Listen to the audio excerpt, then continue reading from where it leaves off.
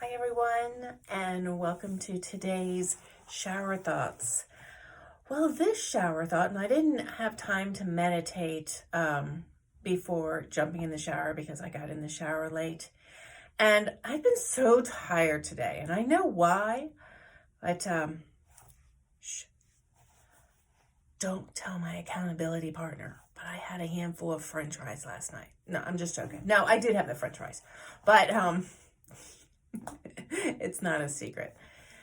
Because I have free will. So even though I have an accountability partner, if I choose to do something, I have an opportunity to learn from why I chose. Well, one, I enjoyed eating those fries. But two, I learned that my body is very tired after eating carbs because I normally don't eat them. Not even in like potatoes. So, all we have are lessons to learn here. And when we can learn them, then we don't make the same choices. But that's a side note. Today's message was cancer. Yes, cancer.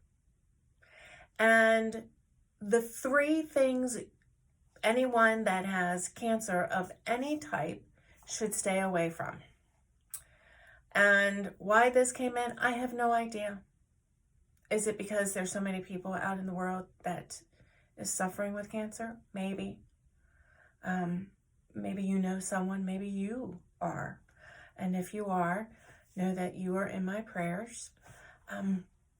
But in my 16 years of learning about whole food nutrition and the importance of whole food nutrition, there was something that I had learned very early on of certain foods that will feed the cancer cells when they become active in our body. And they are, one, acid. So if your body produces a lot of acid, and what foods create a lot of acid for our body to produce, to digest it, is your red meats. Now, lemons are really good at detoxing your liver. So I'm not saying don't have lemons, but maybe be mindful or not eat red meat. It's your choice. I'm just going to be putting this information out as it came in while I was in the shower. The other thing is dairy. Dairy creates mucus.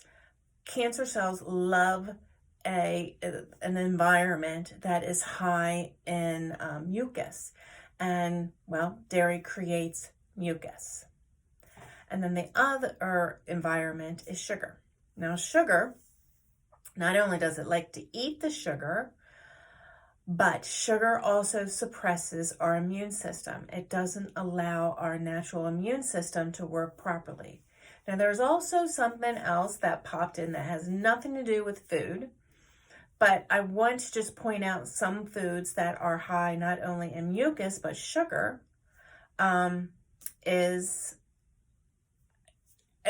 yogurt. Yogurt is very high in sugar, and of course it creates mucus.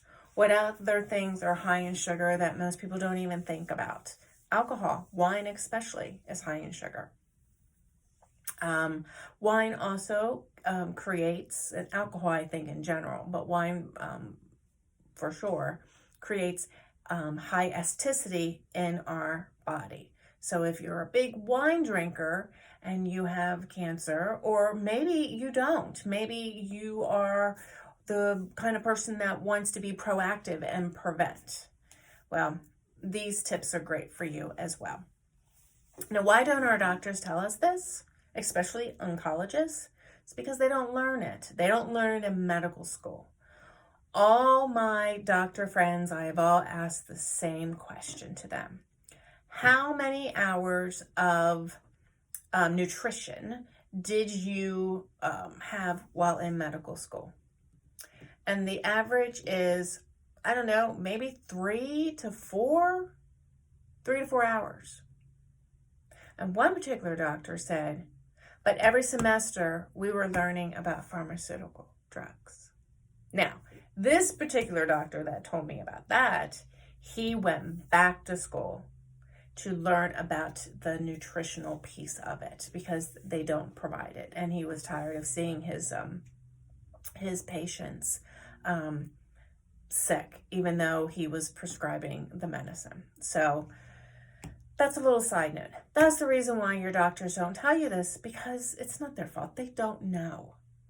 And unless they go to other schools to learn additional, they're not going to know, though it's really up to them.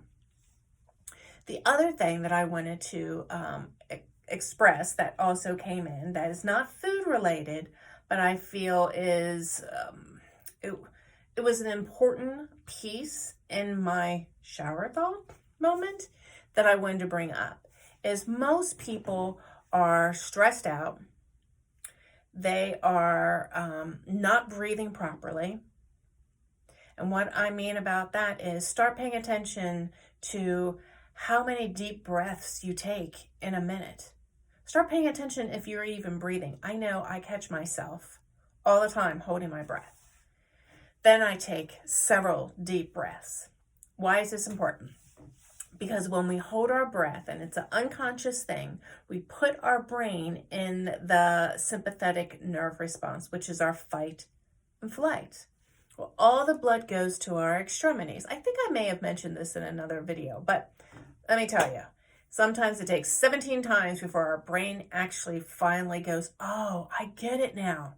So if I repeat myself, for those of you that are observant, it's for those that aren't. But no blood, like the blood, since it only goes to our extremities, we don't have the blood go to our gut. So one, we're not digesting food properly. Our immune system starts in our gut. So if you're having any of those foods that I mentioned, everything just isn't being processed the way it should be. But when you breathe and constantly that conscious awareness of how you're breathing, how often you're breathing, how relaxed your muscles are, you go into the parasympathetic nerve response, which is your healing state, your relaxation state. So stress can cause us to get sick. People that have cancer tend to live a stressful life in one way or another. It may be a chronic thing and they don't even realize it. Sometimes our thoughts will take us there.